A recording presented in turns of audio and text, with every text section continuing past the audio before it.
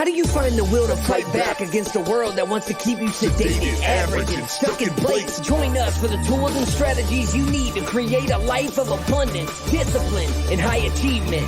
This is the Tactical Empire with Jeff Smith.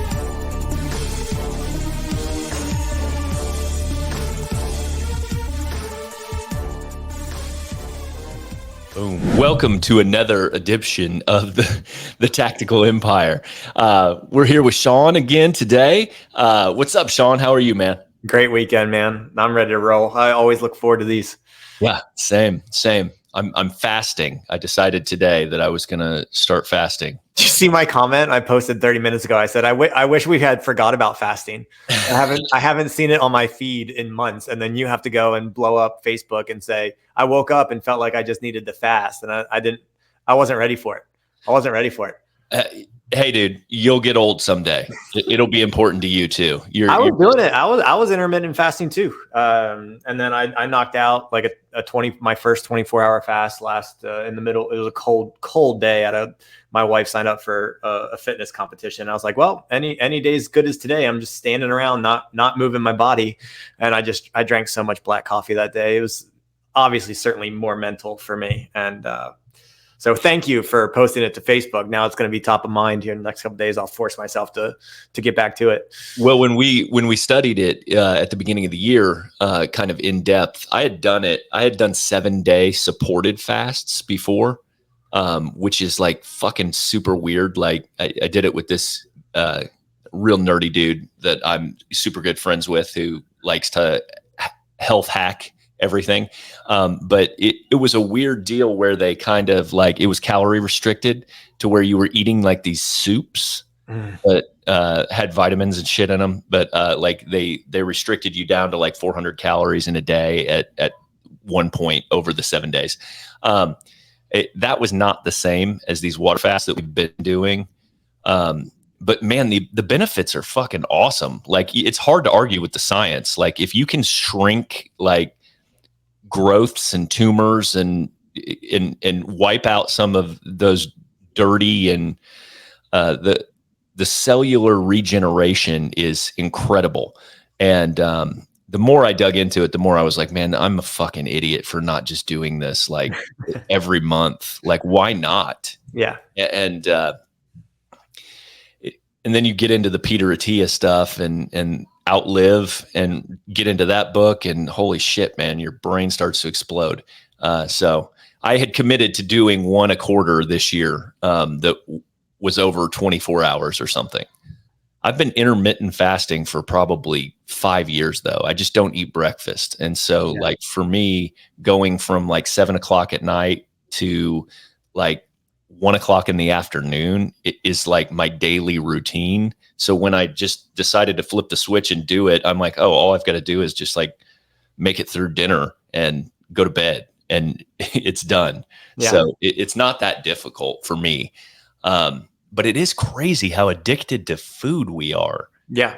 It's like, I mean, just so people know that we're human, like I feel like I have a pretty good habit stack and daily routine, and I'm pretty disciplined when it comes to those. When it comes to just committing to the fasting, it like I said, intermittent fast, like I could do 12 and 16 fairly easy, but man, I just haven't, that switch hasn't flipped for me. So maybe in a couple years, or if you continue to post about it, maybe I'll pull it off. But it's one I understand. I've listened to the podcast. I've read the book. So that's probably the next maybe endeavor that I need to chop some wood on, so to speak. But looking forward to seeing your experience as you dive back into it.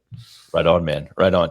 Well, we were going to do an Ask Me Anything today. And so let's get into it. I think we've talked about fasting enough. And there we go. All right. We have a question from Shane Ryder. Actually, I'm obviously Sean Ryder, but this is Shane Ryder. It's a good buddy of ours. He said, the two things that cripple me on productivity is paralysis by analysis and imposter syndrome. How do you manage those thoughts and work through them? Oh, man. This is a complicated yet simple answer. It's just about taking action. You just have to complete your critical tasks every single day. And then you start stacking wins, which builds your confidence, which then kind of helps you overcome the imposter syndrome. The reality of it is everybody at every level suffers from that, right?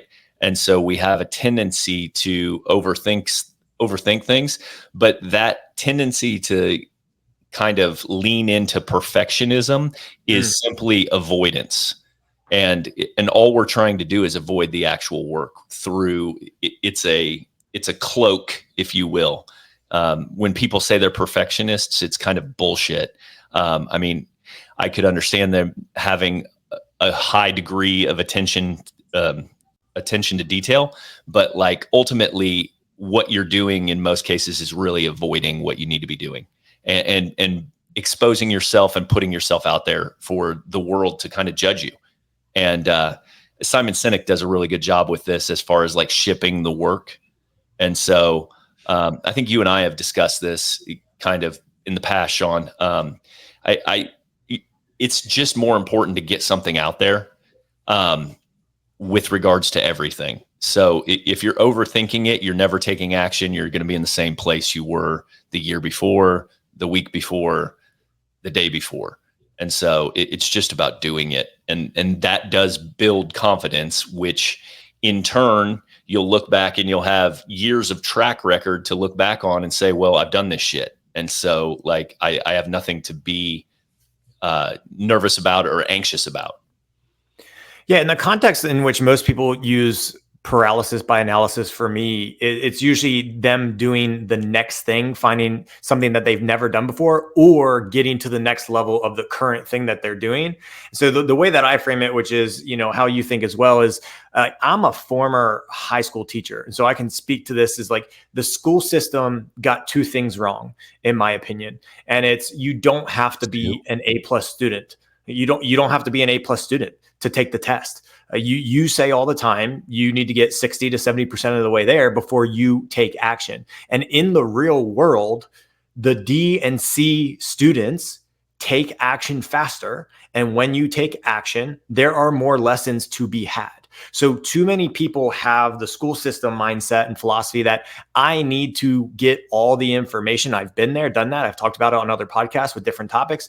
But now I've really switched my brain to let me get enough information so I can take the next smallest or logical or correct step in the right direction that I want to go, or in the direction that I want to go. And I will learn the rest along the way. And so it's not to say that, quote, A+ students in real life don't succeed. They certainly succeed. But I want to move faster. I don't want to wait 30 years to get what I want. So in order to make up the deficit that I have in my knowledge and the intellect, I actually need to move quicker with a D or C grade in life. And then the second thing that the school system got wrong is 1 + 1 doesn't equal 2. Sometimes 1 + 1 = 3 because you solve the equation faster, you move faster, you took that second singular step quicker than someone else. And then sometimes 1 + 1 + 1 + 1 doesn't equal 4 or 5. It equals -1 because one of those steps that was masquerading as positive wasn't the right step. And so again, it goes back to perfectionism. You can't have a perfect score in real life. You can't have all the knowledge in real life before you make a move. And sometimes the equations look like they're right and they're wrong. And sometimes they look wrong and they're right. You just need to take the next step and learn the lessons as they come. I knew almost nothing about commercial real estate and almost next to nothing about short-term rentals. I learned the basics on analyzing the properties. I had some interviews with people and got some suggestions on what they would do if they took down the deals that I took down. And then I just decided to pull the trigger. So that's where I'm at with the paralysis by analysis. And with imposter syndrome, I just have to recognize that if I try and get in a room where everyone in the room is smarter than me, okay, I have to acknowledge that they weren't always in that room and at the level that they're at. So it just humanizes everyone else first. And secondly, I have to make sure that I'm telling myself, I don't need to do everything that everyone in that room is doing. I need to find what's relevant to me right now in this moment and take action on that step. And then I will come back to the group on the next step or the next lesson that I need to learn. So again, goes back to my whole urgency versus patience. I'm going to be patient in getting the lesson that I need right now. And once I have it, I will be urgent in taking action on it. Yeah, I think part of that though is like you have to know yourself, right? And so an interesting test. I mean, you've heard of the Colby test. Mm-hmm. It teaches you how you take action on things innately, and it's super interesting. My wife and I have done it, and she is a level like 10 fact finder. So we always joke about that because she is the type of person that researches till the ends of the earth, but can't make a fucking decision to save her life. And one of the interesting things that came back in mine is I am a level 6 fact finder and a 10 when it comes to quick start. And so for me, I need enough information to know, but not the details. Like I can't get in the weeds with the actual details because that will just bog me down. And then I can immediately take action. This is one of the biggest things that I tell people with real estate all the time. It's super important just to get started. Like you can educate yourself till the ends of the earth and you will die with knowledge in your head. But like what happens when you actually get involved in that property is like you start learning and the lessons start coming. And like, so if we were going to frame this as an investor conversation or a question, I would say like you need to assess your risk tolerance and then move. Essentially, that's all you need to do. Like, am I willing to spend $20,000 on this education? Then you should go buy a single family home, buy it and learn the lessons and go. And if you're willing to spend hundreds of thousands, maybe you go into commercial real estate or something like that, or a different asset class. But like, not to get totally off topic, but these are huge questions that are totally, everyone asks these same exact questions. And so it's a great topic. Yeah, general principles there again, and then everyone's individual situation is different. So if we had context of where I'm paralyzed, then we can come and get super granular. But I think those principles hold true for a broad range of topics. Anything you want to add there, or we'll move on? No, man, that's good. Love it. Love it. Great question, Shane. Thanks. Chance Beam. This guy's awesome. I'll let Jeff maybe give you guys some insight on what Chance is doing, but he's a high achiever, done some big things with his baseball academies. But Chance asks, when is it time to sell or push to a new level? Man, context is important in these things because he owns a very successful baseball academy. And so he may be talking about selling his business, but he also owns rental properties and has Airbnb mountain homes. With regards to taking, let's just say it's your business, right? And we'll speculate that it's his business he's talking about. When is it time to sell? Man, that is such a tough question we deal with all the time, right? And it really is like you need to have your next thing planned, I think. A lot of people say that they've got a number in mind. When you're a business owner, like, hey, if someone offers me this amount of money, I'm out. And I have seen that go both ways. I've seen people get the number that they wanted and take the check and then be absolutely miserable and kind of lost. Really, your business is very defining of who you are foundationally as an entrepreneur. And so I think the time to sell is when you know what you're doing next, more so than like what number are you trying to hit. What do you think? Yeah, I mean, obviously there's context we need context to that question. But for me, let's just say sell my business or sell my properties. Okay. There's frustrations with both, right? I still own a very high touch service based fitness coaching business, and I own less active, less touch real estate, both commercial and short-term rentals.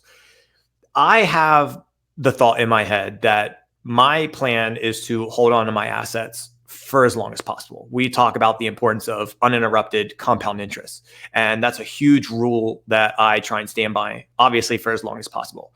But I also have the understanding that if something in my portfolio is taking away from the value of my life, and let's just say the utility that I get from it.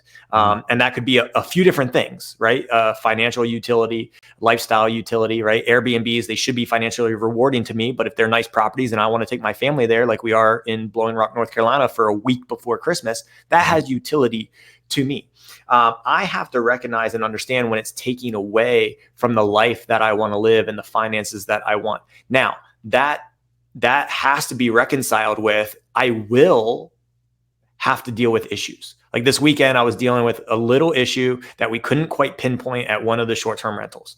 After about a couple hours, I found the answer out. Now that's a lesson that I know for the future. And so when I come into that issue again, it'll be handled a lot faster. But it's very easy for me to, during that time, get frustrated and say, man, if I just didn't have it, I wouldn't have to deal with this on a Sunday afternoon. But for me, I reconcile that with the payoff. The financial side of that is way above and supersedes any of the smaller frustrations that I have. Over time as an entrepreneur, let's talk about my fitness business for a second. The purpose of that in my life has evolved. I've owned it for 12 years. It's evolved over 12 years. And very recently, earlier this year, I was at a crossroads mentally with it. Financially, it was fine, right? Whether it was breaking even or putting a little money in my pockets, like irrelevant, because I was just dealing with some other junk from it. And I was at a crossroads, in my opinion. And I had to have conversations with mentors in my fitness space. One of them, my psychologist, on how to work through it, and my wife, because those are the three people who I believe have skin in the game the most in that realm. And at the end of the day, it was one thing that my psychologist said. It was like, I don't know where this fits in my life and in my portfolio right now. And she told me, she said, Sean, it's okay to change the purpose of it in your portfolio. And it's okay if you just acknowledge that it's just something in your portfolio that you're a shareholder of. It doesn't have to, and again, there was context in the conversation I had with her. She goes, it doesn't have to serve a purpose outside of that. And right around that time, I had a conversation with my wife, and I directly asked her, do you want to continue to own this or not? Again, she's not involved in the day-to-day of the business, right, but she goes there and works out. And my wife looked at me in the eyes and said, yes, I want you to continue to own it. And for me, the utility of her answer far outweighed the frustrations that I had mentally. And so at that point, I had enough information to work myself through it and not be paralyzed, to reference the previous question. And I reconciled in my head, I'm going to continue to own it for now. And when I come to crossroads, sometimes the answers change, but the situations always change. The context always change. So sorry to get a little long-winded there, but I wanted to bring in a little bit of my personal story. Again, to say, I'm going to try and hold assets for as long as possible. When to push to the next level, Jeff, you can chime in here. When to push to the next level. I know when I make a change, depending on the type of change, I need to let it marinate for 30 to 90 days. So when I buy a new property, I'm not trying to buy two properties at once. I know you do plenty of that. So chime in, be my guest there. For me, I get worn out by setting up the utilities, by getting the banks connected, by making sure I have the list of people that I need to work on the property if something goes wrong, and getting the new system in place and the team in place. That wears me out for 30 to 90 days. So I know to push to the next level when that system and the processes are solidified there. And then I will look for the next opportunity to pounce on. But I'm going to turn it back to you on the when to push to the next level. I think it's personality based. Honestly, I find myself, when I am too comfortable, I do dumb shit. And like, I just don't stay on track. And like, for me, I have to keep my edge. Like, I have to be pseudo uncomfortable. I have to be stressed about something. It's fucking retarded to even it makes no sense. But I am really uncomfortable when everything is going right. Mm-hmm. It is like the best way to probably put it. Now I'm better now that I'm more mature and like I'm older, but like when I was younger, hell, I was hell on wheels when everything was good. Holy shit. Like it was not a good situation. So I have to find challenges to tweak and take the risk to the next level. And for me, I think it's just, and Chance probably deals with this too. I think there's seasons of life that you go through.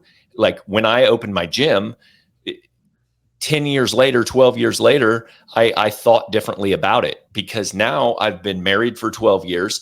I have 4 kids. My priorities are completely different than like, hey, I want to bang some weights and train some people, and I know a lot about exercise science, and I came up through college football and special operations and had all these coaches and all this information. That was just a natural byproduct of like getting into that business. And what it turned into later after 12 years was that it no longer served me the same way. And kind of like to your point, I think this is something everybody should be evaluating around this time of year. Like my wife and I talk about all this stuff during annual planning, which is something that we're going to do next month after Thanksgiving. But we evaluate all of our stuff during that period of time, and like what is serving us, what is not serving us, to the point where like what kind of return on investments are we getting with these things? What do we need to sell? How are these businesses serving us at this point? Same type of thing. And I think you should be really evaluating that stuff so that you can make a strategic move rather than just like a move out of necessity. Because most of us do get sick of our shit, whatever you're doing at some point. But like the ultimate answer is like what I started with, which is like, what are you doing next? Because you've got to have something to do. And if you're really good at what you currently do, maybe the couple things that pissed you off this week aren't worth throwing in the towel over your entire operation that you built over multiple decades, right? That was so good. And there was a lot there. And where my mind goes as you're talking about that is from an entrepreneur's perspective. And I've seen it as a business mentor to other business owners. When things are going well, they feel like they need to be working on something. And so like maybe this is me trying to chime in on the pace side of things. I've seen too many entrepreneurs go in and break their businesses, and nothing needed to be changed. Nothing needed to be broke. And that's why I really like our framework, because it's not just about your business. It's like, man, why'd you go in and break your business? You worked really hard to get to that point, and you could have went and improved. You earned the right to go focus on your health and your fitness and the next level of mentorship that you needed in your relationship. Your house life sucks, and you went in and ruined your business, and now it's compounding back into your house life and making it worse. Like, that's why I really like our framework. It's not just about your business, man. If it's in a really good space, yes, we're trying to optimize and make it more efficient, but that's not just going in and changing the model all the time. Every 6 to 12 months, I've seen that happen. I've seen people with really good businesses, $500,000 or more, and then you blink and 2 years later, they're shutting down because they made a change that in hindsight probably didn't need to be changed. So I just, I want to go out there and say, man, we can get fixated on one area of our life. And that's why I really do like the annual planning and the vision exercise at this time of year, like you said, because we're going to be able to take that 30,000 square foot view and really ask yourself, is there anything here that actually needs to be updated, changed, or improved upon from a macro or micro level? Or is this the time where I can go and improve another aspect of my life in this quote season or quarter? And there's always other ways. I mean, that's the thing. That's why evaluating where you're at on things and how you feel about what you've got is so important. Because like for Chance to ask this question, like maybe you say, hey, like I'm not jazzed about this business this year, blah, blah, blah. I want to go seek these other opportunities. And like sometimes when you have established businesses that are doing multiple 7 figures, like you can, I mean, it sounds crazy for most owners and founders, but like you can hire a CEO and step out. Like you don't have to throw the whole fucking thing away. Like you may not even have to sell it at all, or you don't have to sell it. Certainly hire a CEO, come back in 3 years, see how it's operating. And maybe you've got the energy to go back at it, or maybe you like what you're doing and everybody is better off. That's a detailed answer to what I meant when I was like, when I deal with things, especially with the real estate, because it's kind of newer to me. I've started owning properties a year and a half ago. If something gets to me and I didn't enjoy dealing with it, and my brain goes to, I should just sell it. No. There's plenty of steps I could take before that. It's like, I shouldn't be the person that had to deal with it in the first place. So I either need to train the person that was in place to deal with it, or if I found out the answer, give them the answer and then empower them to make that change in the business next time that comes around, or make that decision. So I think we got some really good responses here. Was there anything else you wanted to add to that? No, man. No, I like that. Chance, if you want to put context behind it, hit me up. I did ask him a question. I said, "Are you asking these as two separate questions, and in what area of your life?" So, but I think we took a really good stab at it, and we hope that adds value to the listeners' lives this week. All good, man.